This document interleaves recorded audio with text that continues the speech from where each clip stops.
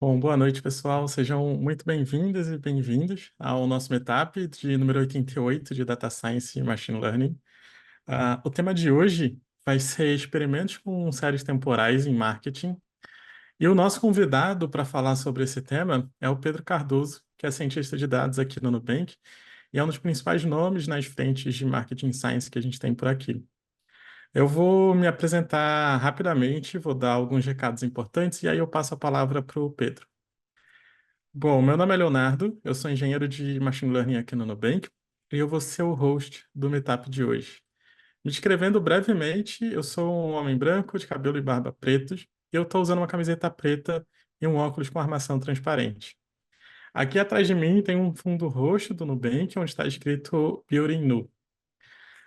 E agora alguns recados importantes. A apresentação de hoje está sendo gravada e vai ficar disponível lá no nosso canal do YouTube, chamado Building Nubank. Se você está assistindo a gravação pelo YouTube, eu te convido para se inscrever no nosso canal e continuar acompanhando as próximas edições do nosso Meetup. Para quem está aqui ao vivo com a gente, eu vou colocar o link do nosso canal aqui no chat, para quem quiser ir lá depois conferir as edições anteriores. Depois da apresentação, a gente vai ter um tempo dedicado para perguntas e respostas. Então, aqui na parte de baixo da tela do Zoom, tem um botão de Q&A. Fiquem à vontade para colocar suas perguntas lá durante a apresentação. E mesmo que você não tenha nenhuma dúvida durante a apresentação, vale a pena acompanhar a ferramenta de Q&A para votar nas perguntas que estão sendo feitas. Porque no final da apresentação do Pedro, eu vou ler as perguntas mais votadas para ele responder. E agora o nosso último recado no final do evento vai aparecer uma pesquisa para vocês, aqui na tela do Zoom mesmo. É uma pesquisa bem rápida e a gente agradece muito se vocês puderem responder. Nessa pesquisa tem um campo para vocês colocarem quais temas vocês querem ver nas próximas edições do Meetup. Então aproveita para deixar lá qual assunto você quer ver por aqui ou qual pessoa você gostaria de ver apresentando aqui no nosso Meetup. Então é isso, pessoal. Esse foi o meu último recado e agora eu vou passar a palavra para o Pedro. Show. Valeu, Léo. Boa noite, pessoal. Muito bom ter vocês aqui. Eu vou me apresentar bem rápido, né? Então, eu sou o Pedro. Eu sou Senior Data Scientist aqui no Nubank. Eu sou um homem pardo, tô usando barba, cabelo escuro, olho castanho e tô usando uma camiseta roxa de comemoração dos 10 anos da Nubank. E o meu fundo é o fundo igual ao do Léo, né? Escrito Building Nu, no fundo da Nubank e roxo atrás. Show. Eu vou é, compartilhar aqui a minha tela para a gente começar a apresentação. E sintam-se à vontade para mandar dúvidas, enfim, qualquer coisa que vocês não entenderam direito, eu posso voltar a explicar de novo naquilo que eu souber. E não fiquem com vergonha de fazer nenhuma pergunta, acho que toda dúvida é válida e podem ficar bem à vontade, tá bom? Show. Eu vou compartilhar minha tela aqui. Beleza. Então a gente vai falar hoje sobre experimentos de séries temporais. Eu estou falando mais uma aplicação mais voltada para marketing, mas esse, isso pode ser aplicado em qualquer área, por assim dizer, conforme a gente vai ver. Então vamos lá. Falando um pouco mais sobre mim, então eu tenho 28 anos, sou casado, moro em São Paulo, eu trabalho com dados desde 2014. Eu comecei minha carreira trabalhando com Business Intelligence. Depois de alguns anos, eu senti que eu não estava mais sendo tão desafiado pela área, e aí eu descobri a estatística. Foi então que eu decidi me tornar um cientista de dados e começar a colocar um pouco desse conhecimento estatístico que eu estava começando a adquirir em prática. E eu sou praticamente autodidata, assim, eu estudei Business Intelligence, estatística, Data Science, tudo sozinho mesmo, através de livros, alguns vídeos, e foi mais ou menos assim que eu fui aprendendo, né? Eu já trabalhei nos ramos de telecomunicações, educação e também no ramo bancário agora.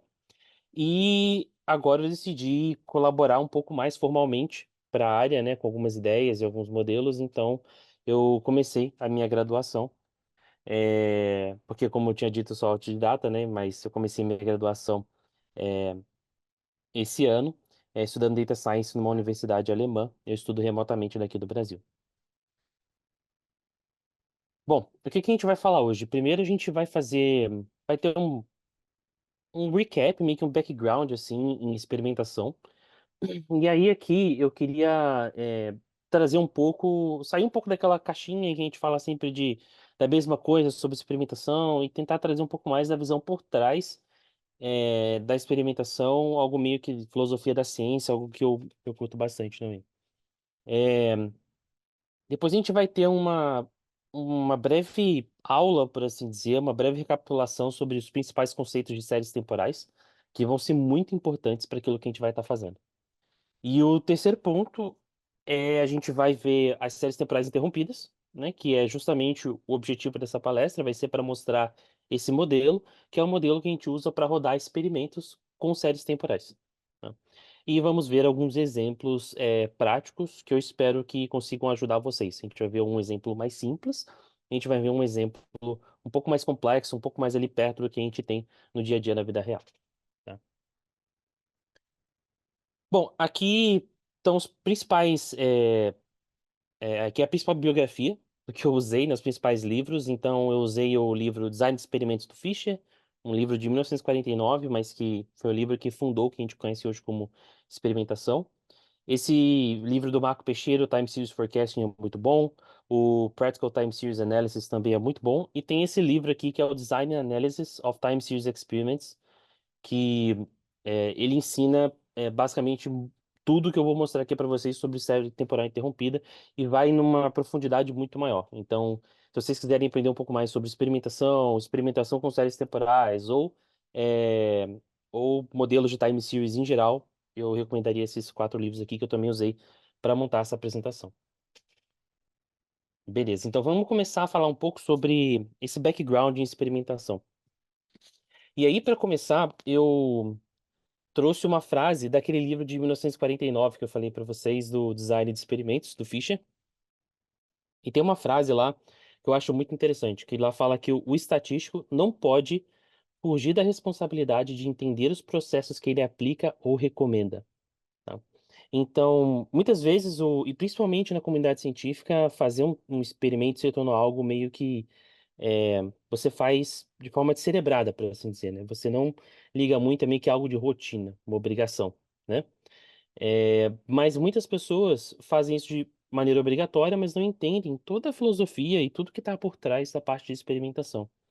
E aí, para a gente começar a pegar um pouco desse gosto por experimentação, eu queria trazer uma visão de como a experimentação, quando a gente tenta olhar para o mundo que está ao redor da gente e interpretar a realidade. Trazer pelo menos uma pontinha do que o Fischer fala um pouco sobre lá no livro dele.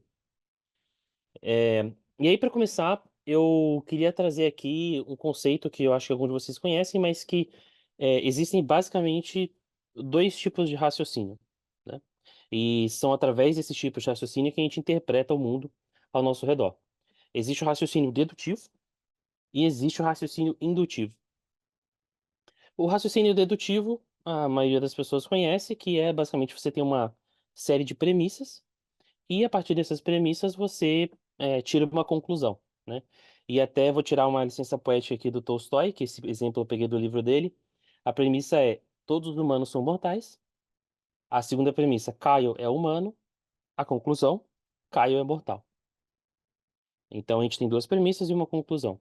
E a mesma coisa vale para a parte matemática, né? Então, se eu tenho que x mais 4 é igual a 5, então essa é a minha premissa, então eu consigo fazer uma manipulação ali e descobrir que x é igual a 1, né?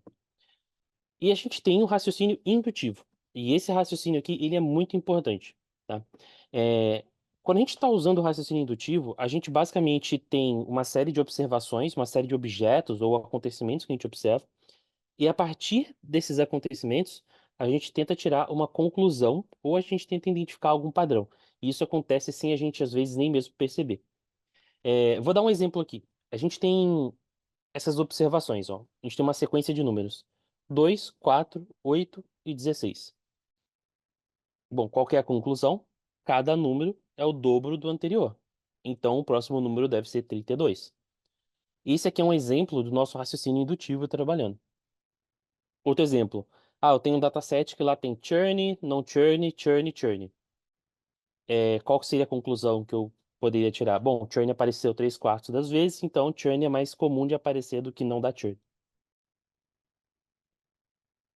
E quando a gente está falando sobre a forma como a gente tira conclusões daquilo que a gente vê no trabalho, na vida e nas coisas em geral, a gente está basicamente usando o raciocínio indutivo, tá? Então, a gente observa padrões de acordo com aquilo que chega para a gente e a gente observa coisas, acontecimentos que vêm para a gente observa padrões e tenta identificar esses padrões. Mas como vocês podem imaginar, isso é uma fonte perigosa, né? Pode ser uma fonte de viés, uma fonte de preconceito e pode levar a gente a conclusões erradas, né? Até porque boa parte do que chega pra gente não necessariamente é representativo da população como um todo. Eu vou dar um exemplo aqui, voltando para aquela sequência. A sequência é 1, 2, 4, 8 e 16. Qual que é o próximo elemento na sequência? A gente acabou de ver. É 32, certo? Bom, não nesse caso. Nesse caso, o próximo elemento na sequência é 31. Mas, pô, por que 31? Bom, essa sequência aqui, ela é o número de áreas em que a gente consegue dividir um círculo se a gente ficar adicionando pontos nele e conectando esses pontos, que nem a gente pode ver aqui na imagem da direita. Você percebe que parecia que o padrão estava muito claro e não tinha como ser outro, mas, na verdade, a gente não tinha informação suficiente para a gente conseguir tirar uma conclusão verdadeira. E a gente usar esse raciocínio indutivo para a gente conseguir observar as coisas e tirar padrões, às vezes é uma das principais causas, uma das principais fontes das pessoas pensarem que causalidade e correlação são a mesma coisa, tá? Então, quando a gente está falando sobre experimentação, a gente está basicamente querendo fazer um aprendizado planejado. Então, eu estou querendo aprender de forma indutiva, ou seja, observando uma série de objetos e estou querendo determinar um padrão.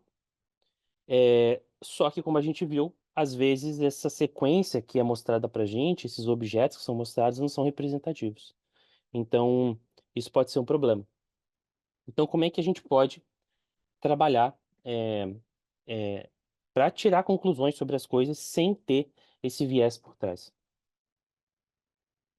Bom, é, uma das respostas mais óbvias é, poxa, se você não tem se a sua sequência, que nem no caso lá da sequência de números, se essa sequência não é grande o suficiente, é só você pegar mais, né? E meio que funciona assim na estatística também. Se você ficar tendo mais observações, tirando mais observações, você vai cada vez mais se aproximar da distribuição de probabilidade por trás daquilo, né? Vai cada vez mais se aproximar da probabilidade real em que as coisas acontecem, né? Esse efeito a gente chama de a lei dos grandes números. E que nem a gente pode ver aqui na imagem, aqui na imagem está mostrando a média de você jogar uma moeda várias vezes, né? Então, se cara, por exemplo, é 0 e coroa é 1, se você ficar jogando essa moeda várias vezes, você vai ver que a média, conforme você vai jogando cada vez mais vezes, vai se aproximar de 0,5. Ou seja, no long run, no longo prazo, esse experimento ele vai levar a gente para essa média real, para esse valor real. Mas a gente não pode ficar jogando moeda para cima para sempre, né? A gente não pode ficar fazendo o experimento para sempre, a gente não pode ficar tirando observações para sempre. E é aí que a gente começa a tentar encontrar soluções com um número finito de observações, né? Então, voltando lá no exemplo da indução. Como é que eu consigo observar um padrão e saber que aquilo que chegou para mim é representativo? Bom, existe toda uma teoria por trás, eu trouxe aqui só, assim, a cereja do bolo dela, mas quando a gente está falando sobre uma amostra ela ser representativa, a gente está falando que todo objeto do estudo tem a mesma probabilidade de ser atribuído ou de aparecer para a gente. Então, a gente não tem aquele viés de tal tipo de objeto, tal tipo de coisa vai aparecer mais para a gente do que outras, né? Quando a gente está falando de uma amostra representativa, todo mundo ali na população tem a mesma probabilidade de chegar para a gente. E a forma como a gente tenta trazer isso para dentro dos experimentos é justamente por a gente randomizar a audiência. Então, quando eu estou randomizando a minha audiência, quando eu estou fazendo uma atribuição de tratamento de forma aleatória, quando eu estou selecionando a minha base de maneira aleatória, separando em grupo de controle, grupo de tratamento, na verdade, eu estou tentando mitigar esse bias que a gente tem, né? Esse viés que a gente tem. Aqui, eu trouxe uma conta que ela mostra um pouco sobre isso. Então, na parte da esquerda, a gente vê que a diferença entre os grupos, né, de tratamento e controle, ela vai ser o quê? O segundo quadrado, que é o efeito do tratamento, mais o último quadrado, que é a diferença que já existia entre as populações. Então, tipo, a diferença que já existe entre o controle e a diferença que existe entre o tratamento. Então, se o seu controle e o seu tratamento são diferentes sistematicamente, ou seja, a sua amostra não é representativa, esse bias aqui, ele não vai ser zero. Mas se você randomiza a sua audiência, esse bias aqui, ele vai tender a zero conforme o tamanho da sua amostra ele aumenta, tá? Mas, beleza, nem sempre a gente consegue rodar experimentos randomizados. E a nossa palestra hoje é justamente sobre isso. A maioria das vezes, a gente não consegue randomizar a audiência. Às vezes a gente não tem controle sobre o tratamento, quem vai receber ou não o tratamento. Por exemplo, imagina que você vai fazer uma campanha de TV. Você não pode, escolher quem vai ver a sua propaganda na TV ou não. Ou você colocou um outdoor ou alguma coisa assim. Você não pode escolher quem na cidade vai ver lá o seu outdoor e quem não vai ver. Então, nesse caso, a gente sai do contexto clássico do experimento, que a gente estava falando até agora, e a gente entra num contexto que a gente chama de quase experimento. Esse contexto de quase experimento basicamente é quando a gente não tem a habilidade de randomizar nossa audiência. Então, quando eu não consigo randomizar a minha audiência, a minha população, então eu não estou rodando um experimento, eu estou rodando um quase experimento. E naturalmente, quase experimentos são mais fracos do que experimentos comuns, né? E a gente vai ver algumas das fraquezas, potenciais fraquezas que quase experimentos podem ter. Aqui eu trouxe três exemplos, né? Então, indo do experimento mais fraco para o mais forte. Então, por exemplo, a gente não tem controle sobre quem vai receber o tratamento ou não. No caso de, por exemplo, da propaganda de TV. Não consigo dizer quem vai ver ou não. Então, nesse caso, por exemplo, poderia rodar um modelo como uma série temporal interrompida, que a gente vai falar sobre isso hoje. É, Às vezes eu tenho controle sobre quem vai receber ali o tratamento ou não, mas esse controle ele é limitado. Por exemplo, eu consigo só fazer um controle geográfico, não consigo fazer um controle pessoa a pessoa. Então, nesse caso, a gente pode rodar um teste, né, um geoteste, um controle sintético ou algum outro tipo de geoteste para a gente conseguir é, inferir ali a conclusão que a gente precisa.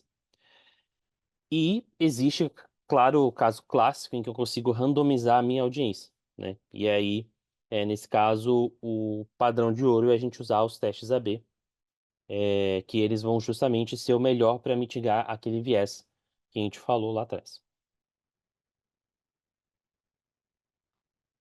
Aqui eu trouxe a pirâmide de Kohavi. Não sei se muitos de vocês conhecem, mas basicamente aqui está mostrando meio que uma hierarquia dos experimentos, dos tipos de experimentos que existem. É, então, lá no topo, a gente tem meta-análise. O que que é meta-análise? Meta-análise é você pegar vários testes randomizados que você rodou, por exemplo, vários testes AB que você rodou, e você tira uma conclusão usando vários experimentos. Então, a gente rodou vários testes, ou você tem um teste aqui e o outro departamento tem outro teste lá, vocês juntam esse teste, vocês fazem uma meta-análise para tirar uma conclusão com base em vários testes que aconteceram. Abaixo desse, aí é o teste randomizado, onde a gente tem um teste AB, por exemplo, né, que é o jeito mais comum da gente fazer uma inferência causal ali e medir o impacto da nossa intervenção. Abaixo dele, a gente tem outro tipo de experimentos controlados, como, por exemplo, o teste geográfico, que é o caso que a gente falou. Às vezes eu tenho um controle sobre uma região geográfica em que eu consigo falar para aquela região não receber um tratamento, como, por exemplo, eu posso ir numa plataforma de marketing e desligar uma campanha de marketing só para aquele lugar. E aí eu consigo usar aquele lugar de grupo de controle, por exemplo. Então, é um tipo de experimento que a gente tem um controle, não a nível pessoa, mas a gente tem um controle. A gente tem estudos observacionais, a gente tem estudos que a gente também chama de naturais, que são aqueles onde geralmente a gente não tem controle sobre quem vai ver o tratamento ou não. E muitas vezes a gente também não tem controle nem sobre o tratamento. Então, às vezes, a gente tem nem escolha de quando o tratamento vai acontecer, né? Pode acontecer isso também. Nesse tipo de caso, geralmente a gente procura usar experimentos usando séries temporais. E vai ser basicamente o tema que a gente vai falar hoje. Muitas vezes a gente cai em cenários onde a gente não tem controle nenhum e a gente só tem controle basicamente de quando vai acontecer a intervenção ou quando vai acontecer o experimento. E às vezes, né, a gente está querendo fazer uma análise sobre algo que já aconteceu, né? Ou seja, a gente não tem controle sobre quando aquilo teria acontecido. Então, aqui a gente traz os principais tipos de inferência causal que existem. E o Kohav, ele tem um livro muito interessante, depois eu recomendo vocês a verem também.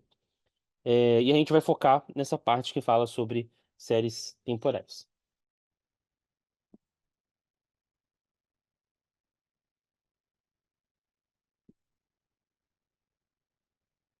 Bom, quando a gente está falando de um experimento também, a gente quer saber da validade dele. Ou seja, o que eu fiz, esse experimento, ele foi bem feito, ele foi bem realizado? É, Quais são as possíveis ameaças à validação desse experimento? Então, será que a conclusão que eu tirei desse experimento, ela realmente é fidedigna ou não? Então, quando a gente está falando disso, geralmente a gente entra no que a gente chama de validação do experimento. É, é muito comum a gente ouvir falar sobre validação interna e externa, né? Mas também existem outros tipos de validação. Naquele livro que eu mostrei lá no começo, de experimentos com séries temporais, tem vários capítulos que explicam cada um deles e as possíveis ameaças deles e como evitar, tá? Mas, basicamente, eu vou listar alguns desses problemas que a gente pode ter num experimento. Por exemplo, a gente pode ter quando a gente está falando de validação na conclusão estatística do nosso experimento, a gente pode ter um experimento com a potência baixa, ou a gente pode ter um experimento em que as premissas dele foram violadas.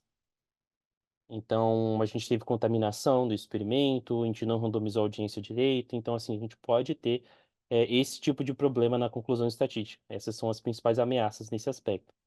Quando a gente está falando da parte de validação interna, geralmente a gente está querendo dizer que o grupo de controle e tratamento, eles são comparáveis entre si, né? Então, você vai querer que fatores externos não contaminem os dois grupos, você vai querer que eles sejam comparáveis. E tudo isso cai nesse âmbito da validação interna. A gente fala sobre a validação da construção. Basicamente, a gente está falando também sobre o efeito de reação, o efeito de novidade, que geralmente são coisas que acontecem quando a gente tem controle sobre o tratamento, e também são coisas que acontecem mais quando a gente está falando de quase experimentos, tá? E aí eu vou quebrar isso aqui um pouco mais em detalhes mais para frente. A gente também tem a questão da validação externa, que também é muito conhecida. Então, se a validação interna, ela fala sobre o meu grupo de controle e o meu grupo de tratamento serem comparáveis, a minha validação externa, ela fala sobre o quanto a conclusão que eu tirei do meu experimento pode ser generalizada para diferentes populações, para diferentes configurações. Então, eu fiz um estudo aqui. O quanto o quanto o resultado que eu tive nesse estudo pode ser extrapolado para outra época, para outro ponto no tempo, para outro local geográfico, para outro produto e por aí vai. Então, tudo isso a gente está falando de validação externa. E esses são os principais âmbitos quando a gente está falando sobre a validação de um experimento. E quando a gente vai rodar qualquer tipo de experimento, quer seja um experimento mais clássico, como um teste A/B, ou quer seja também um experimento, um quase experimento, como a gente vai falar hoje, é muito importante a gente prestar atenção em todos esses pontos. Porque se algum desses pontos é violado, então isso pode fazer com que o nosso experimento ele nos dê uma resposta errada. E aí a gente pode voltar naquele caso em que a gente observa uma sequência enviesada e que a gente não consegue tirar conclusões a respeito dela de maneira certa. Show. E falando um pouco mais do contexto de marketing, aonde que essa parte de experimentação ela entra, tá? Bom, geralmente quando a gente está falando de marketing, a gente tem modelos de atribuição. Quem trabalha com marketing conhece a parte de last click, first click, modelos de atribuição de clique, né? Que eu até falei num outro meetup que eu apresentei. Então, quando a gente está falando de atribuição, a gente está falando mais dessa atribuição via clique. Na parte de MMM, é um modelo que a gente usa mais para fazer planejamento de orçamento, que a gente usa mais para fazer alocação de budget para campanhas de marketing. Então, como que eu sei qual é a melhor quantidade de dinheiro para colocar em cada canal, em cada iniciativa de marketing? Geralmente é o MMM, o Market Mix Model, que vai responder essa pergunta. Esses dois são pilares muito importantes, mas eles não são causais. Tudo isso precisa estar em cima de uma base bem sólida. E essa base sólida é a experimentação. Então, a experimentação ela é usada para calibrar os modelos de atribuição e também para calibrar os modelos de MMM. Então, eu vou usar os resultados dos meus experimentos para olhar e ver se tem algum modelo meu que eu estou usando no dia a dia que é mais rápido do que um experimento, que eu não consigo fazer todo dia. Se algum modelo que eu estou usando no meu dia a dia, ele está enviesado de alguma forma. E aí eu posso usar o experimento para validar isso e às vezes para corrigir também.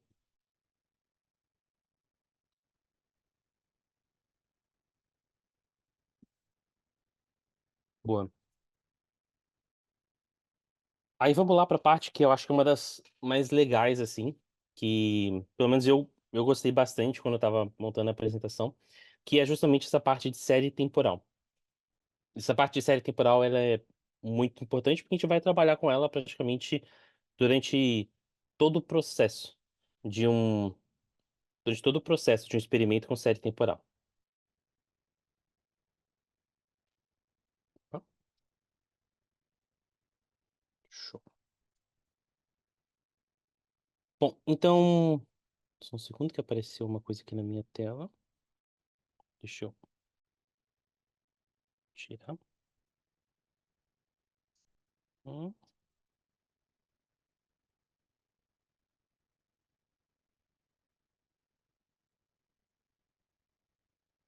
um segundo. Só um segundo, pessoal, que apareceu uma atualização aqui e travou a minha tela. Rapidinho.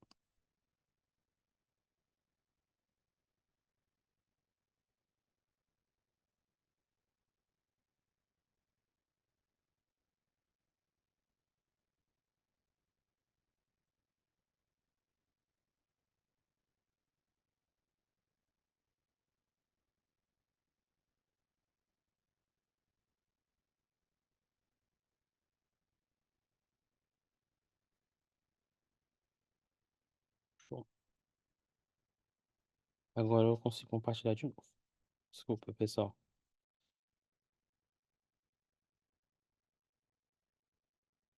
Boa. Show. Qualquer coisa, Léo, eu peço para você compartilhar também. Obrigadão. Então, falando sobre a parte de séries temporais. Então, o que é uma série temporal? Vamos começar bem pelo básico mesmo. Então, uma série temporal nada mais é do que a mensuração de algo ao longo do tempo, né? Então, a gente está falando de uma coleção de dados que são indexados pelo tempo. enfim, série temporal a gente está muito acostumado a usar no nosso dia a dia, né? Então, vendas ao longo do tempo, conversão ao longo do tempo, ligações ao longo do tempo, tudo isso é uma série temporal, né? Então é uma coleção de dados indexado pelo tempo. Geralmente, quando a gente está falando de dados de séries temporais, a gente também chama ele de dados longitudinais, né? Também a gente costuma chamar desse jeito. Quando a gente tem dados que também são não só dentro do aspecto de tempo, mas eles também vão no aspecto geográfico, geralmente a gente fala que são panel data, né? Que a gente chama geralmente. E quais são os principais componentes de uma série temporal? Então, quando a gente está falando de uma série temporal, essa série, ela geralmente, essa mensuração ao longo do tempo, ela tem três principais componentes: tendência, sazonalidade e ruído branco ou resíduo. E quando a gente pega uma série temporal, a gente consegue decompor ela nesses, nesses três componentes, né? Por exemplo, aqui nesse gráfico, a gente vai pegar um a um e a gente vai ver o que cada um deles significa. Aqui no primeiro gráfico, a gente tem o observado. Então, o observado é a maneira como os dados vieram, né? Então, é a mensuração da forma como ela foi feita, né? Aqui a gente tem tendência, sazonalidade e o ruído branco, tudo junto. Tendência. Então, a tendência, ela tenta traçar uma linha que passa pelo meio de todos os pontos que a gente observou lá nos nossos dados, né? Então, está mostrando qual é a direção para onde os nossos dados tendem a ir. Nesse caso aqui, a gente está vendo que os dados têm uma direção positiva, ou seja, eles estão subindo ao longo do tempo. Então, eles têm uma tendência positiva. A gente também tem a sazonalidade. A sazonalidade, ela captura variações cíclicas, né, que ficam se repetindo conforme o passar do tempo. Então, às vezes, você pode ter uma variação que acontece todo final de mês, você pode ter uma variação que acontece todo quinto dia útil, a cada 3 semanas, e por aí vai. Então, tudo isso que ocorre de forma cíclica, essa variação que ocorre de forma cíclica, é o que a gente chama de sazonalidade, né?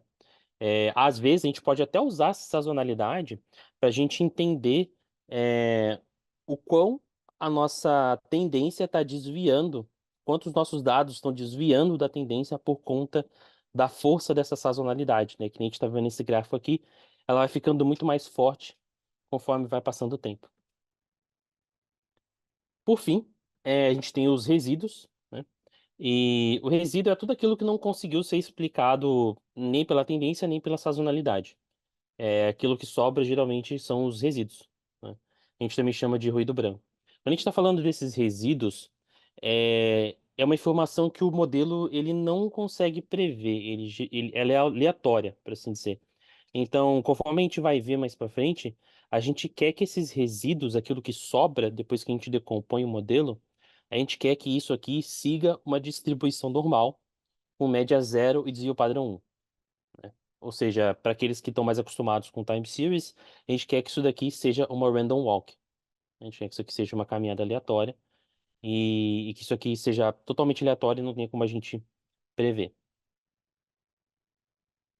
Outro fator interessante também, importante, quando a gente está falando de séries temporais, é a questão da autocorrelação. Porque geralmente em dados que são independentes, por exemplo, você tem dados de quantidade de produtos comprados por cliente. Geralmente você não tem autocorrelação, né? É independente. Cada cliente é independente do outro. E essa é uma assumption que a gente geralmente faz quando está fazendo as nossas análises. Mas quando a gente está falando de séries temporais, a gente tem o fenômeno que a gente chama de autocorrelação. Ou seja, um ponto no tempo está altamente correlacionado e também é dependente dos pontos no tempo que vieram antes dele, tá? E isso faz sentido, porque se o meu número de vendas hoje for 10, meu número de vendas amanhã provavelmente vai ser perto disso, né? Não vai ser 500, né? Não sei que alguma coisa muito louca aconteça. eu vou sempre seguir meio que aquela tendência, você tá sempre correlacionado com aquilo que aconteceu no passado. E aí, quando a gente está falando de autocorrelação, a gente começa a introduzir o conceito de lag. O que que é lag? Lag é o ponto no tempo anterior. Então, se eu estou falando de hoje, o lag 1 é ontem, o lag 2 é antes de ontem, e por aí vai. Aqui a gente pode ver nessa imagem, né, que o último ponto lá, o lag 1 dele conecta com o ponto anterior, o lag 2 conecta com dois pontos anteriores, o lag 3 conecta com três pontos anteriores, o lag 4 vai conectar com 4 e por aí vai, né? E essa parte de autocorrelação, ela é muito importante. E é bem importante entender mesmo esse conceito de autocorrelação, porque isso vai definir qual modelo a gente vai usar mais lá para frente. Então, quando a gente for rodar o nosso experimento, a gente vai querer saber que tipo de modelo a gente usa. E aí, para isso, a gente vai precisar olhar para gráficos de autocorrelação, vai precisar entender como a autocorrelação se comporta, tá? Então, só para repetir esse ponto, que ele é muito importante, a autocorrelação é a correlação da forma como a gente conhece mesmo, correlação linear, correlação de Pearson. Ela é a correlação que um ponto no tempo tem com os pontos no tempo anteriores a ele, tá? Que são o que a gente chama de lag, né? E aí, quando a gente está falando de é, correlação, autocorrelação, a primeira coisa que a gente geralmente bate de frente é a função de autocorrelação, Autocorrelation Function, ou também conhecida como ACF. E ela é basicamente a explicação de autocorrelação que eu acabei de dar. Essa função, ela vai estimar para cada ponto no tempo que você tem na sua time series, ela vai estimar a correlação daquele ponto com os anteriores, né? Então, quando a gente plota essa correlação, a gente consegue ver o quão forte os nossos pontos no tempo para frente estão sendo influenciados pelos pontos atrás. E se essa relação é significativa, tem stat sig ou não. Aqui eu trouxe um exemplo do Python mesmo, que de um plot de autocorrelação. Todos os exemplos que eu vou mostrar aqui, vocês podem facilmente rodar eles e fazer eles com o, o stats models do Python, tá? Tem funções específicas para gerar esses gráficos aqui. Esse gráfico de autocorrelação aqui, então, ele está mostrando que no zero vai estar sempre a autocorrelação 1, né? Porque é a correlação do ponto com ele mesmo. E o que a gente está mais interessado é do 1 para frente, né? Então, nesse caso da autocorrelação, desse gráfico de autocorrelação que a gente está vendo aqui, a gente tem dois pontos que têm significância estatística na autocorrelação, que é o ponto um ponto no tempo versus o anterior, que é a segunda barrinha, e o ponto no tempo versus 2 para trás, que é a terceira barrinha, né? Depois disso, todos os outros caem dentro dessa área azul, basicamente. E aí, quando isso acontece, eles não têm significância estatística, né? Quando eles estão dentro da área azul, quando eles estão muito perto, eles não têm não têm significância estatística ali. Então, basicamente, é assim que a gente lê esse tipo de gráfico. Então, a gente está vendo a correlação de um ponto no tempo com os pontos anteriores. E aquilo que cai para fora da faixa azul é aquilo que tem significância estatística e geralmente é aquilo que a gente está mais interessado, tá? E também existe uma outra função que basicamente é a PACF, que é a autocorrelação parcial. O que que essa autocorrelação parcial ela significa? Ela é a mesma coisa que a autocorrelação comum, só que ela tem uma coisa diferente. Ela tira a influência de todos os pontos de dados que estão entre os pontos que a gente está analisando. Então, por exemplo, eu quero saber qual que é a autocorrelação entre hoje e anteontem. Bom, é bem provável que esse resultado vai ser influenciado pela correlação de hoje com ontem, né? Porque tem um ponto de dado entre os dois. E isso vai influenciar o quanto dessa correlação passa para o próximo, né? Imagina que se a gente tem um fator, a gente tem algum fenômeno que ele acontece lá atrás e ele vai passando bem aos pouquinhos ao longo do tempo, é, isso mostra que é, a correlação ela vai passando entre os pontos. Então, quando eu estou falando geralmente de uma função de autocorrelação parcial, eu estou querendo tirar tudo aquilo que está no meio e eu estou querendo saber só a autocorrelação entre aquele ponto e o outro que eu estou analisando, né?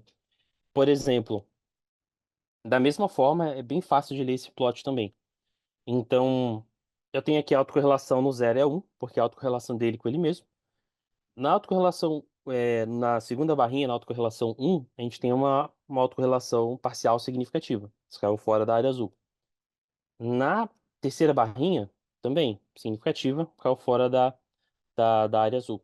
Mas a terceira barra, ela não leva em consideração o que aconteceu com a segunda, porque é uma autocorrelação parcial, ou seja, ela tira esse efeito, né? E aí você fala assim, poxa, mas é, por que que a gente não usa sempre esse gráfico e usa às vezes o outro? Existem tipos de processos de séries temporais que a gente não consegue ver usando esse gráfico. A gente só consegue ver usando o outro. E existem alguns que a gente só consegue ver usando esse. E existem alguns que a gente só consegue vendo uma mistura dos dois, tá? E aí vocês vão ver que essa parte de séries temporais é meio que um trabalho de certa forma artístico, assim, bem analítico, porque você vai tendo que olhar ali, é, analisar, olhar os gráficos, rodar o modelo, ver se encaixou, rodar de novo. Então é algo bem, é, um trabalho bem detalhado, assim.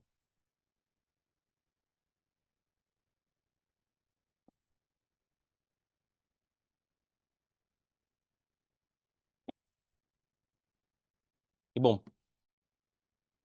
vamos falar então agora sobre modelos estatísticos para séries temporais. Então a gente já teve aquele a primeira ideia, mais ou menos, do que são os principais componentes de uma série temporal.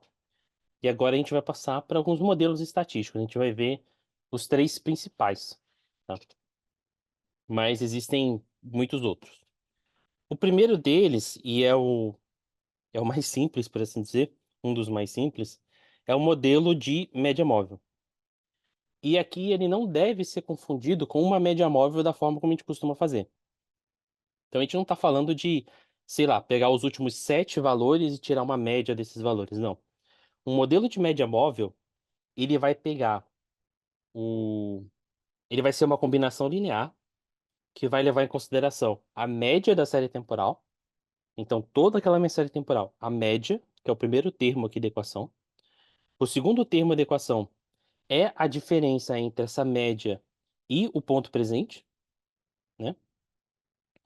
E daqui em diante, a gente vai começar a olhar a diferença entre aquilo que eu olhei, que aquilo que eu fitei no passado usando essa equação e aquilo que realmente aconteceu, que é esse termo de erro. Então a gente vai sempre estar fazendo um trabalho iterativo de, pô, eu fito essa equação, pego o erro, calculo o erro, fito essa equação, pego o erro, calculo o erro, e aí eu vou tendo o erro para cada ponto no tempo que eu for avançando.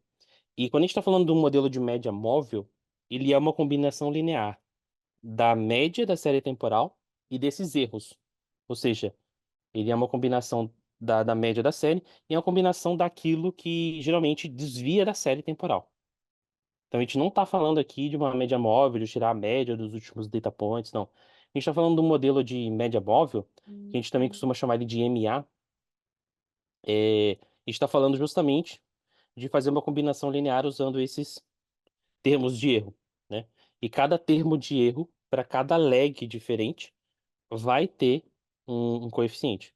Então, por exemplo, se eu estou usando um modelo que ele é um MA1, então isso significa que eu estou usando um modelo de média móvel que ele só vai até o primeiro termo ali do lag, que é onde tem a última caixinha roxa. Se eu estou usando um modelo MA2, então significa que a minha equação ela vai até o segundo termo ali, que é o θ2 epsilon t-2. Então, e conforme eu vou aumentando o grau que a gente chama, né, do modelo, mais eu vou levando em consideração os pontos de dados anteriores. No caso do modelo de média móvel, mais eu vou levando em consideração o desvio, o erro dos pontos de dados anteriores. Tá? Como é que a gente sabe quando uma série temporal pode ser, segue um processo de média móvel ou pode ser fitada usando um modelo de média móvel? Basicamente, a gente usa aquele primeiro plot que a gente viu lá, a função de autocorrelação. Não a de autocorrelação parcial, a de autocorrelação. Quando a gente tem um processo de média móvel, esse gráfico de autocorrelação, você vai ver que ele vai ter uma queda brusca. Então, você vai ter várias barrinhas que elas são significantes, elas têm significância estatística, e do nada elas não vão ter mais. Que é o caso desse exemplo aqui. A gente vê que depois da segunda barrinha, a próxima ela já é negativa. Então, ela já cai bem longe. Então, a gente está vendo aqui que provavelmente essa série temporal ela segue um processo de média móvel. A gente pode fitar usando esse processo de média móvel. Aqui tem até um fluxograma explicando, né? Então, eu vou plotar o ACF. Tem autocorrelação? Pô, se tiver autocorrelação, então eu vou olhar para os coeficientes e vou ver se algum deles, em algum momento, de repente, pede a significância estatística. Se isso acontece, então significa que é um processo de média móvel e que o grau, a ordem dessa média móvel vai ser o último antes da onde aquele caiu. No nosso caso aqui, por exemplo, a terceira barrinha, ela é o último que tem significância. Então, nesse caso, vai ser um processo de média móvel de ordem 2. Ou seja, se eu voltar lá na equação, eu vou até ali o termo antes do mais três pontinhos mais, né? Eu vou até ali naquele termo ali na hora de fitar a equação no meu modelo. E também existe um outro tipo de modelo, que é o modelo autorregressivo, tá? Modelo autorregressivo, que a gente chama de AR, é, ele vai receber um parâmetro P, né? Esse modelo, ele é uma combinação linear, só que em vez de ser uma combinação linear do erro da série, ele vai ser uma combinação linear dos valores anteriores. Então, eu vou tentar fitar um modelo onde o meu valor atual sempre vai ser uma constante mais um pedaço dos valores anteriores. E aí, o quanto eu vou olhar para trás vai depender do que eu vou na hora de especificar o parâmetro do modelo. Então, se eu estou fazendo um modelo AR de ordem 2, então isso significa que meu modelo vai ser a constante mais um pedaço de até dois pontos de dados para trás, né? E aí, conforme eu vou aumentando a ordem do modelo, eu vou cada vez mais olhando para mais pontos no tempo atrás. E cada um deles vai ter um coeficiente próprio, né? Esse aqui acho que é um dos mais simples, um dos mais fáceis de entender. Basicamente, é, o valor atual é uma constante mais um pedaço do que aconteceu no passado. E o quanto a gente tem que considerar do passado, a gente precisa identificar na hora que a gente vai tentar fitar o modelo. E como é que a gente pode identificar, como é que a gente pode identificar um modelo AR, né? E qual a diferença dele para o modelo de MA? Então, basicamente, quando a gente está falando de um processo AR, a gente vai ter um plot de autocorrelação que nem esse da esquerda. A gente vai ter uma queda bem suave. E o plot de autocorrelação parcial, a gente vai ter uma queda de repente, né? Uma queda abrupta. Então, o que a gente pode ver no da esquerda, a gente tem uma autocorrelação bem suave, e no da direita, a gente tem três pontos de dados com significância estatística, e do nada eles perdem a significância estatística. Então, isso significa que aqui eu tenho um processo AR de ordem 2. Por quê? Olhando para o gráfico de autocorrelação parcial, eu estou vendo aqui que a terceira barrinha, ela é a última barrinha que tem significância. Então, ele vai ser um processo de autocorrelação de ordem 2. Ou seja, quando eu vier aqui na minha equação, o valor presente vai ser uma constante, mais um pedaço de até dois pontos de dados para trás, 2 dias atrás, 2 semanas atrás, dependendo da granularidade do seu dado.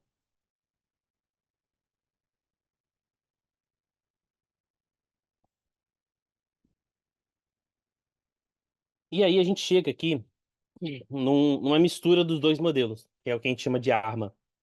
Esse modelo ARMA, ele é a combinação do autorregressivo com a média móvel. Então, Auto-Regressive Moving Average, que aí forma o ARMA. E ele nada mais é do que eu pegar essa equação e essa outra equação e eu juntar as duas. Então, basicamente, eu vou juntar as duas e isso vai formar um modelo só. Existem algumas séries temporais em que elas seguem um processo e que elas têm que ser modeladas usando termos tanto da autorregressão quanto da média móvel. Então, é, e quando eu tenho uma série temporal assim, eu vou querer usar uma combinação desses dois modelos, que justamente é o modelo ARMA. Como é que a gente faz para identificar um modelo ARMA, tá?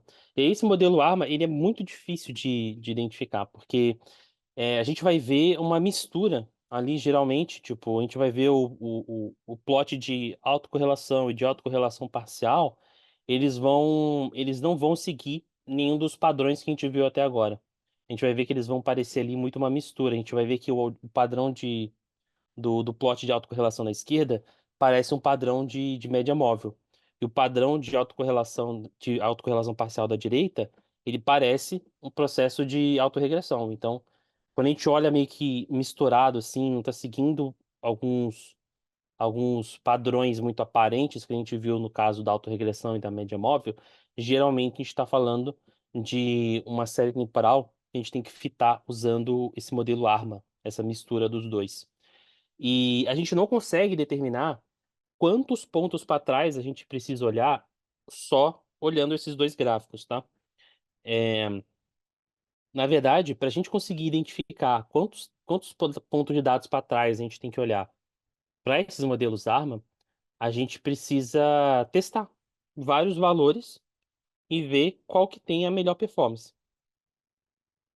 Assim como um processo de otimização de hiperparâmetro que a gente costuma fazer dentro do modelo, né? Então, eu tenho dois parâmetros, quanto que eu vou olhar para trás na autorregressão, quanto que eu vou olhar para trás na média móvel, e aí eu fito vários modelos, cada um com um valor, e tento achar aquele que vai ter a, a melhor métrica que eu estou usando para testar.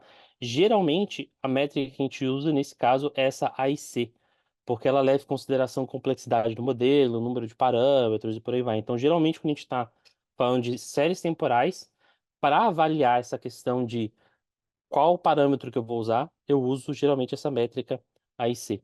Tá? E, bom, é, também tem uma questão muito importante quando a gente está falando de séries temporais, que a maioria, na verdade, todos esses modelos que a gente viu até agora, eles têm uma premissa. Essa premissa é que os dados sejam estacionários. O que que é uma série temporal estacionária? Lembra aquilo que a gente viu lá atrás de tendência, sazonalidade, toda essa parte cíclica, tudo aquilo que a gente viu, em que a gente consegue decompor uma série temporal? Bom, uma série temporal estacionária é uma série temporal onde isso não muda ao longo do tempo. Ou seja, se você tem uma tendência, essa tendência se mantém ao longo do tempo. Você não vai ter uma tendência até certo ponto e depois dali você tem uma tendência diferente. Ou você não vai ter uma sazonalidade até um determinado ponto e depois essa sazonalidade muda. É, então, quando isso acontece, a gente está falando que a gente não tem uma série temporal estacionária. E aí, para a gente saber se a série temporal é estacionária ou não, a gente roda um teste. A gente não vai entrar aqui no critério desse teste, né? Mas a gente roda um teste que a gente chama de ADF. E é bem tranquilo. Se você pesquisar ADF teste Python no Google, você vai achar. E ele vai dar um p-valor ali que tem que estar abaixo de 0,05, igual ou abaixo, para que a série temporal seja estacionária, tá? Mas e aí, se a série temporal ela não for estacionária, o que que eu faço? Bom, então nesse caso, a gente precisa transformar essa série temporal. Para a gente transformar essa série temporal, a gente geralmente faz o que a gente chama de diferenciação ou, mais comumente, integração. E o que que é isso? Basicamente, para cada ponto de dado que a gente vai subtrair o anterior dele. Então, por exemplo, ali, o dado de. Eu vou subtrair do dado de hoje o dado de ontem. Do dado de ontem, eu vou subtrair informação de anteontem e por aí vai. Quando eu faço isso, eu transformo a minha série temporal. E aí, geralmente, ela, ela vira uma série temporal estacionária, tá? A gente pode fazer isso quantas vezes for necessário, até ela passar naquele teste do ADF, tá? É, Quando a gente faz uma vez só, a gente está falando que a gente fez uma diferenciação, uma integração de uma ordem só. Quando a gente faz isso duas vezes, a gente está falando que é de ordem 2 e por aí vai. Aqui é um exemplo daquela série temporal que não era estacionária. Então lá eu tinha uma série temporal que ela não era estacionária. Eu fiz essa diferenciação, e aí depois de fazer isso, ela virou uma série temporal estacionária, que nem a gente pode ver ali. Ela não tem mais aquela tendência, aquela coisa que muda muito conforme a gente viu, é, conforme a gente viu no gráfico da esquerda, né? E aí, geralmente, a gente roda os nossos modelos com a série estacionária. Depois que a gente rodou, fitou os modelos com a série estacionária, a gente depois, para tirar as conclusões, a gente destransforma esses dados e aí calcula o que a gente precisa. Mas para fitar o modelo, eles precisam estar estacionários, por assim dizer. É, e aí que entra um modelo que é, praticamente todo mundo conhece, séries temporais, que é o ARIMA. O ARIMA, o que que ele é? Ele é um modelo ARMA, só que ele tem um fator de integração ali, ou seja, você consegue fazer ali, se você precisar, uma diferenciação, transformar a sua série numa série estacionária. Ele nada mais é do que um modelo ARMA, só que ele recebe um parâmetro a mais que vai fazer essa diferenciação quantas vezes for necessário, dependendo do número que você colocar lá, para conseguir deixar essa série temporal estacionária. E aí esse I do ARIMA é de integration, né? Então vai ficar Autoregressive Integration Moving Average. Show. Então, para recapitular, e aí a gente vai ver um pouco sobre série temporal interrompida, a gente vai ver um pouco sobre alguns exemplos. É, Quando a gente está falando de um processo AR, autorregressivo, o gráfico de ACF, de autocorrelação, vai ter uma queda suave, e o gráfico de autocorrelação parcial vai ter uma queda brusca. Quando a gente está falando de um processo de média móvel, o gráfico de autocorrelação vai ter uma queda brusca e o gráfico de autocorrelação parcial vai ter uma queda suave. Eles vão meio que ser um inverso do outro. Quando a gente está falando de um processo ARMA, que é a mistura dos dois, a gente geralmente não vai ver uma queda brusca ali. A gente vai ver meio que uma mistura de tudo. E aí que entra na hora de você tentar estimar quais são os parâmetros que você vai usar dentro desse modelo.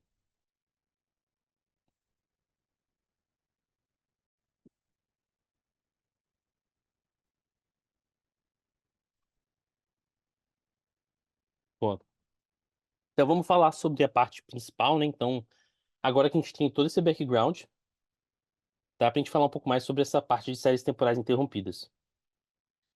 E o que é uma série temporal interrompida? O nome já é bem descritivo. Então, eu tenho uma série temporal, ou seja, a mensuração de algo ao longo do tempo, só que em um determinado ponto no tempo, alguma coisa aconteceu que interrompeu essa série temporal. Opa, pera só um segundo que apareceu de novo aqui.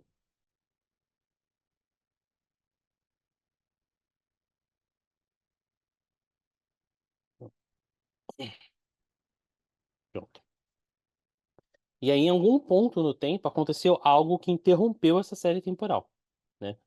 É, e essa interrupção, essa intervenção que eu fiz num processo que acontecia de maneira natural, por assim dizer, ela vai causar uma mudança nessa série temporal. Então, minha série vai mudar a tendência, minha série vai mudar ela vai subir, ela vai descer, alguma coisa na minha série temporal vai mudar. E aí, justamente, é isso que a gente está querendo medir. Então, quando a gente está falando de um experimento de séries temporais, geralmente a gente está falando dessa série temporal interrompida. Então, em algum ponto no tempo, eu fiz alguma intervenção, fiz alguma mudança, e aí eu estou querendo estimar o quanto essa mudança mudou essa série temporal.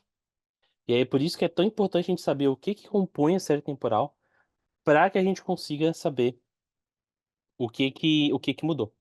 E geralmente a gente está interessado na mudança de dois fatores. O primeiro é nível. Então, que nem a gente pode ver aqui nesse gráfico, eu estava andando num nível, e aí depois da intervenção, a minha linha ela subiu, ou seja, eu tive um aumento de nível, e ela não só subiu, como ela tinha uma direção de queda e a direção dela mudou. Ela ficou numa direção reta, ou seja, eu tive uma mudança de nível e uma mudança de tendência, né?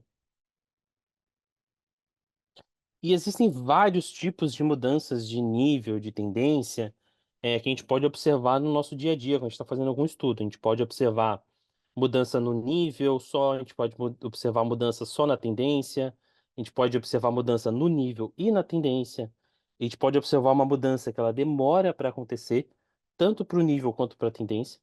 A gente pode observar uma mudança temporária, e aí a gente vai ver um exemplo hoje de uma mudança temporária. E a gente pode ver uma mudança brusca, que acontece de repente, e depois ela cai suavemente para um nível novo. Ela não volta para o anterior, que nem é temporária, mas ela cai para um novo nível.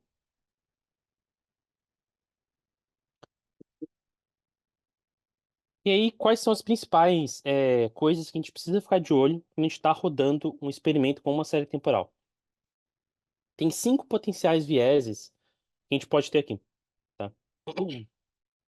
O primeiro deles é o viés de história, que a gente chama. O que acontece com o viés de história? Quando outro evento aconteceu, outra coisa aconteceu no mesmo momento em que você aplicou sua intervenção. Então, eu fiz uma campanha de marketing, mas naquele mesmo momento, ou seja, naquele mesmo dia, naquela mesma semana, dependendo de como está o grau, a granularidade dos meus dados, outra coisa aconteceu naquele mesmo momento. Então, eu tenho viés de história. Eu não vou conseguir separar o efeito dessas duas coisas.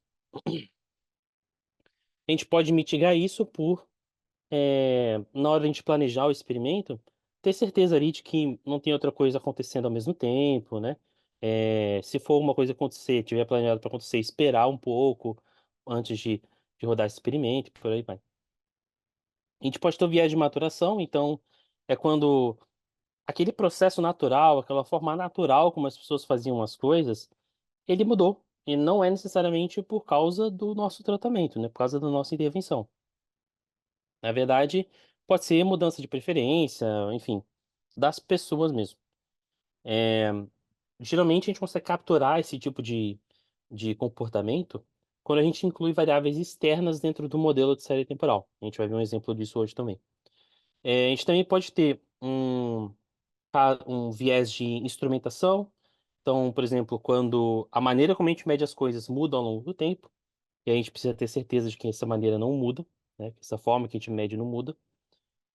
A gente pode não estar usando o modelo estatístico correto, então a gente pode ter um viés de regressão estatística. Então, por exemplo, eu posso estar rodando uma regressão linear e meus dados têm autocorrelação. Isso viola as premissas da regressão linear. Então, eu não posso usar uma regressão linear, eu tenho que usar um outro modelo.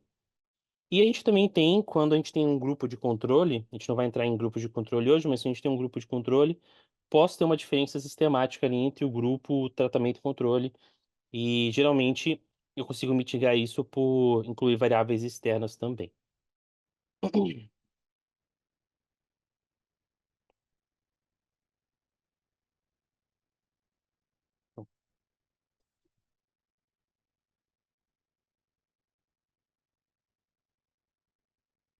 deixa eu ver aqui.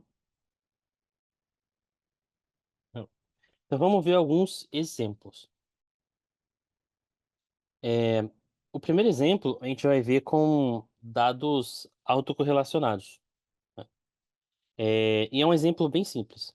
Então, por exemplo, imagina que uma agência de marketing ela suspeita que a landing page dela está demorando muito para carregar. E isso é a principal causa do bounce rate, que é quando a pessoa entra no site e sai logo em seguida.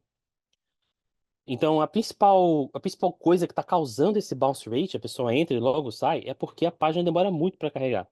Então, eles fizeram mudanças no sistema e a gente consegue ver esse bounce rate ao longo do tempo, nos últimos 47 dias. Depois da linha vermelha, foi quando a gente fez a mudança no sistema.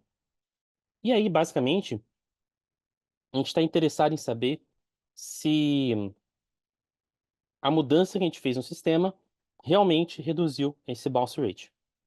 E aí, como a gente não tem controle sobre randomização da audiência, controle geográfico, por aí vai, a gente vai querer usar uma série temporal interrompida, um experimento de séries temporais.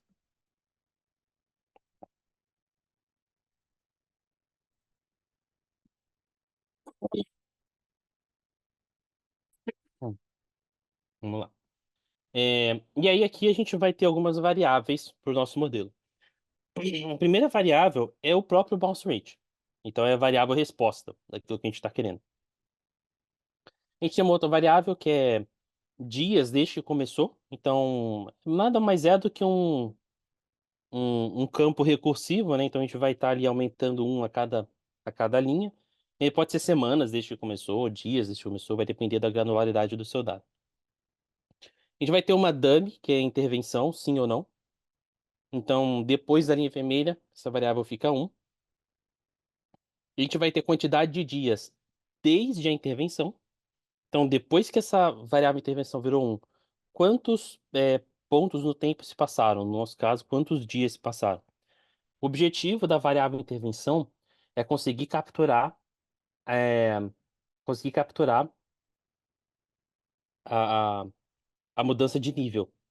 E da variável dias, desde a intervenção, é capturar essa mudança de tendência. A gente pega lá aquela série temporal, a gente plota os gráficos de autocorrelação e autocorrelação parcial, a gente vê o quê? Uma queda suave na autocorrelação e uma queda brusca na autocorrelação parcial. Então, isso significa que o que é melhor para fitar aqui é um modelo autorregressivo, AR, de ordem 1, porque é a segunda barrinha ali, que é a última que tem significância estatística no gráfico de autocorrelação parcial. Depois que a gente escolheu aqui os parâmetros e fitou o modelo, a gente vai ver quão bom ficou o nosso modelo. A gente vai plotar esse gráfico de diagnóstico.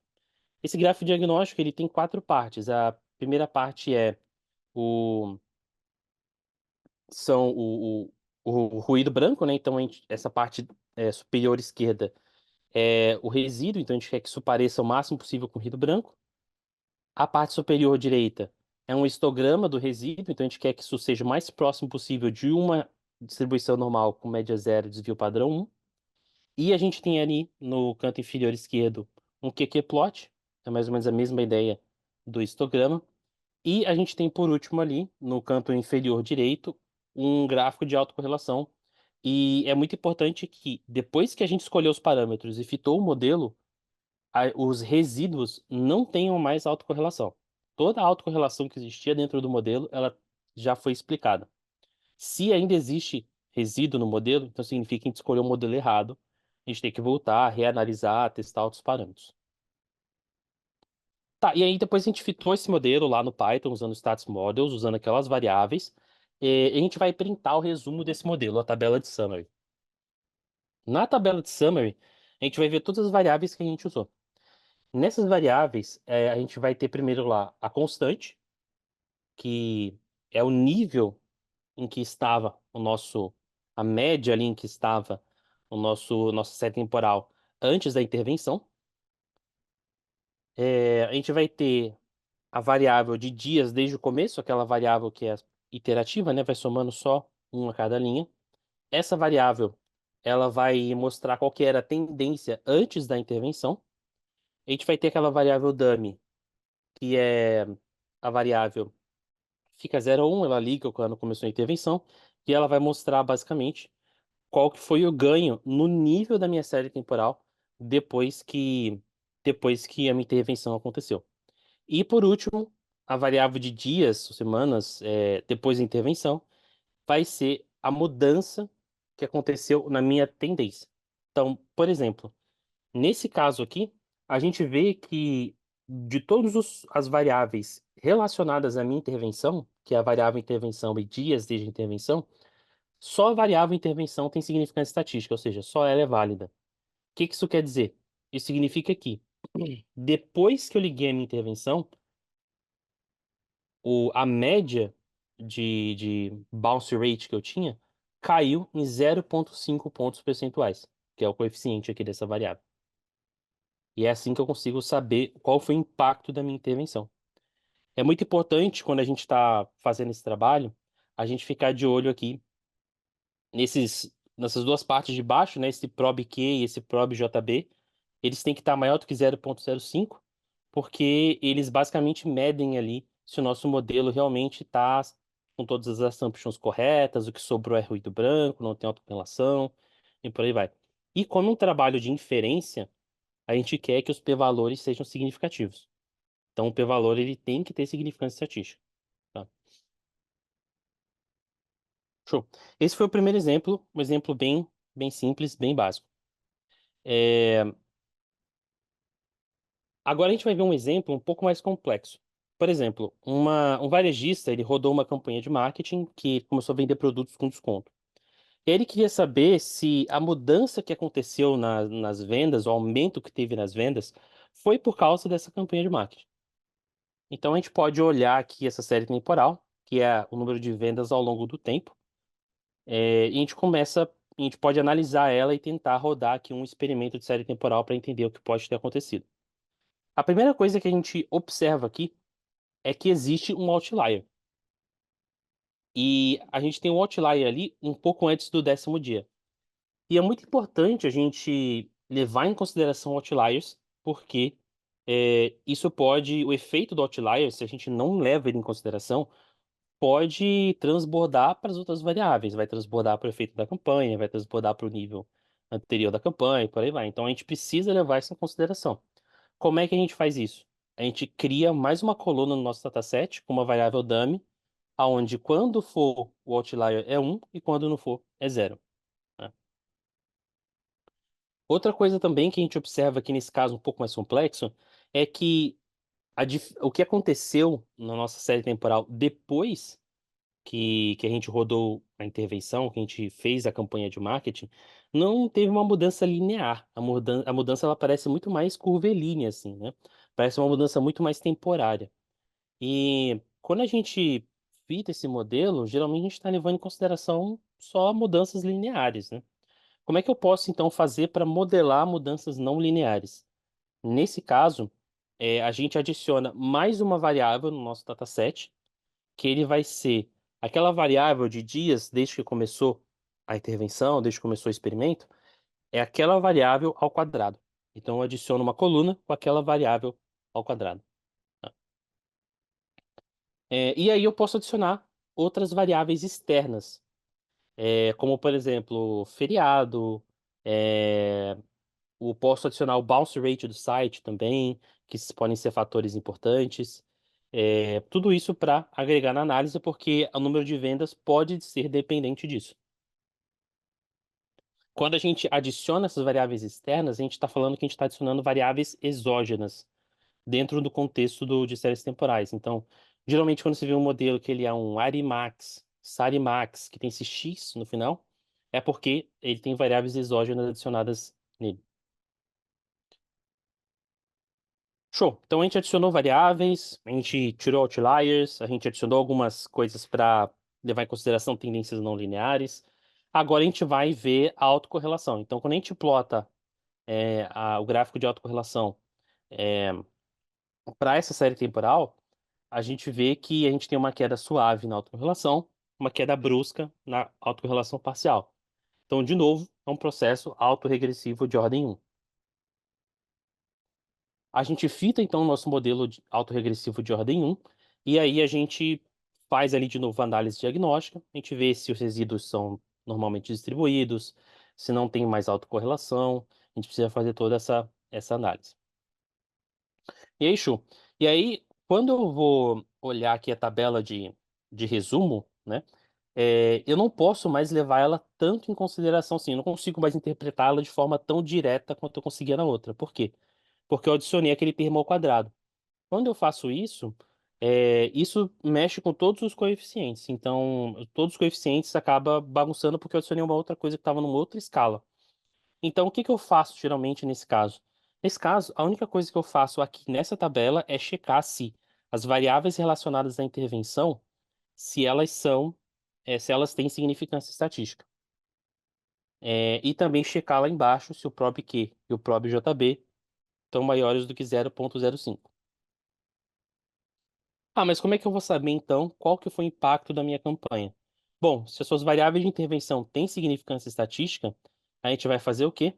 A gente vai olhar para aquilo que o modelo fitou. Então, vamos pegar o real e aquilo que o modelo, a linha que o modelo traçou.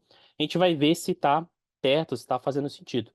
A gente pode usar alguma métrica como o MAPE, por exemplo, que é a- o desvio percentual absoluto que a gente tem ali entre o real e o previsto pelo modelo. No nosso caso aqui, o MAPE é de 2,7%. Então, geralmente, o nosso modelo está errando por 2,7%, para cima ou para baixo. Uma vez que a gente viu que o modelo está funcionando certinho, o erro está baixo, tem significância estatística nas variáveis, o que a gente precisa fazer? A gente precisa pegar as variáveis relacionadas à intervenção. Então, aquela variável que é sim ou não para intervenção, variável dias desde que começou a intervenção, e a variável dias desde que começou a intervenção ao quadrado, a gente seta essas variáveis para zero e manda o modelo prever de novo. Quando a gente manda ele prever com essas variáveis em zero, ele vai tentar prever, basicamente, o que teria acontecido caso você não tivesse rodado a campanha. Porque as variáveis relacionadas à campanha estão zeradas. E aí, basicamente, o que a gente faz depois disso é fazer a diferença entre o real e essa previsão do que teria acontecido se você não tivesse rodado a campanha. Todo esse trabalho a gente está tendo por causa que a gente adicionou aquele termo ao quadrado. Quando é um modelo mais simples, a gente pode olhar direto na tabela. E depois de fazer toda essa análise, a gente pode ver que a intervenção de marketing gerou um incremento de 38 mil vendas a mais, né? Justamente por causa da campanha. É, Bom, pessoal, é isso. Espero que todos tenham conseguido entender. Podem ficar à vontade para fazer dúvidas, para tirar dúvidas. E aqui tem o meu LinkedIn.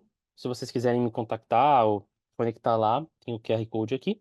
E também tem um curso aqui nesse segunda linha, que é um curso, não é meu, é de um professor de Oxford, se eu não me engano, justamente sobre séries temporais interrompidas. Eu recomendo dar uma olhada lá, um curso bem, bem bacana. Bom, show. É isso. Muito obrigado, pessoal. Muito obrigado, Pedro, pela apresentação. Parabéns. Uma baita aula sobre série temporal. A gente ainda tem 10 minutos para encerrar o evento, então eu vou ler as perguntas mais votadas que o pessoal colocou lá para você responder. A gente não vai conseguir ler todas, mas eu vou tentar ler pelo menos as três, né, mais votadas que estiverem lá. Bom, Pedro, a primeira pergunta apareceu ainda no começo da sua apresentação, e é a seguinte: a tendência não precisa ser linear e a sazonalidade não precisa ter a mesma amplitude o tempo todo? Geralmente quando a sua tendência ela pode ser linear ou não, tá? É, e a sua sazonalidade, ela pode mudar a amplitude ou não ao longo do tempo. Qual que é o impacto que isso vai ter? Isso vai fazer com que a sua série temporal deixe de ser estacionária. Se a sua série temporal deixar de ser estacionária, aí você vai precisar fazer todo aquele processo de fazer diferenciação para justamente conseguir usar ela nesses modelos. Porque se isso acontece, é, porque se isso acontece, isso significa que a variância e a média da sua série temporal está mudando ao longo do tempo. E justamente é isso que a gente não quer. Então, se isso acontece, a gente faz a diferenciação para poder usar esses dados para análise, tá? E no caso de modelar tendências não lineares, tem aquela questão do que eu mostrei lá por último.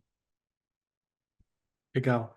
A próxima pergunta é: o gráfico de correlação, de autocorrelação ideal, teria todos os pontos fora da área, de significância estatística? Não tem um gráfico de autocorrelação ideal, assim. Na verdade, autocorrelação é algo inerente à série temporal. Faz parte dela. Só que a gente precisa saber até que ponto isso influencia os pontos de dados, até que ponto isso influencia nas mensurações. Então, não existiria um processo de um gráfico de autocorrelação ideal. Geralmente você vai olhar ali para entender qual é o tipo de autocorrelação que você tem. E aí levar isso em consideração na hora de montar o modelo. Legal. A próxima pergunta é a seguinte: treinar o seu modelo com dados após a intervenção não pode causar algum tipo de data leakage? Na verdade, não, porque aqui a gente está fazendo um trabalho de inferência. Então, eu não estou muito preocupado em prever valores futuros. Então, eu estou querendo entender o que aconteceu e não necessariamente prever alguma coisa que vai acontecer para frente. Quando eu quero prever alguma coisa que vai acontecer para frente, ou seja, eu não estou fazendo uma inferência, estou fazendo uma predição. Aí eu começo a ter problemas de, cara, out of sample, quando eu pego outra janela de dados, aquele meu modelo não vai servir, e por aí vai. Mas naquele caso específico, eu quero aquele modelo só para aquela janela de dados. Então eu não preciso garantir que ele consiga prever é, é, é, coisas para frente. Justamente, não é para extrapolar. Ele é justamente para fazer um trabalho de inferência ali só dentro daquela janela. Legal. A próxima pergunta é: com base na sua experiência do dia a dia, quanto tempo de dado histórico a gente precisa ter para conseguir uma boa previsão de até 6 meses para frente? É, assim, na parte de experimentos de séries temporais, para a gente conseguir identificar uma intervenção da maneira correta, de uma maneira mais fidedigna, a gente precisa de pelo menos é, 12 pontos de dados. Então, tipo, eu vou precisar de pelo menos, sei lá, 12 dias depois da intervenção, 12 semanas, vai ter que depender da escala em que você está medindo isso. É, Mas, e o histórico, assim, geralmente é bom você dar uma olhada, ver se você não tá levando histórico muito, muito longo. Pode ser que lá atrás a estratégia do sua empresa era outra, enfim. Então, acho que vai mais de uma análise, assim, de você realmente plotar a série temporal, ver ali que tem pontos ali que estão muito nada a ver, estão muito no passado. Mas geralmente, assim, quanto mais pontos você levar, melhor. Só tem que tomar cuidado para que justamente você não tá levando coisa muito do passado e você tá capturando tendências e coisas que não acontecem mais. Então, geralmente você plota esses dados e você vai ver ali, pô, essa janela aqui, muito no passado, não vale a pena eu trazer e por aí vai. E naquele livro de experimentos com séries temporais, é, lá fala sobre geralmente uma janela de 120 pontos de dados. É, e que você precisa mais ou menos disso, assim, para conseguir fazer um estudo bacana. Legal, Pedro. A próxima pergunta é: o parâmetro I de integration no modelo ARIMA é posto após descobrir quantas diferenciações foram feitas no teste ADF? Isso, excelente. Então, você vai fazer o teste ADF, vai descobrir que a sua série temporal não é estacionária, e aí você vai fazer a diferenciação uma vez, e vai fazer o teste de novo com os dados diferenciados. E aí você vai ver, pô, ainda não é estacionário. Faz de novo. E você segue esse processo. Vai chegar uma hora que você vai passar no teste. E aí você vai saber quantas vezes você precisou diferenciar até passar no teste. E aí esse número de vezes que você precisou fazer isso vai ser o parâmetro I do seu modelo ARIMA. Legal. Eu vou ler a última pergunta, a gente já está quase chegando no nosso tempo limite. Qual é o efeito da diferenciação na interpretação dos resultados do modelo? Eles perdem a interpretabilidade direta? Eles perdem sim, tá? Isso é uma pergunta muito importante. Eles perdem a interpretação direta, mas aí geralmente o que que você faz? Você não vai interpretar direto a tabela de summary ali do seu modelo. Você vai ver se os valores têm significância estatística, vai fazer a previsão, né? E vai fazer a inferência ali, vai fitar a curva que o modelo aprendeu, e aí você vai tirar a diferenciação. Como é que você tira a diferenciação? Você basicamente faz uma soma cumulativa.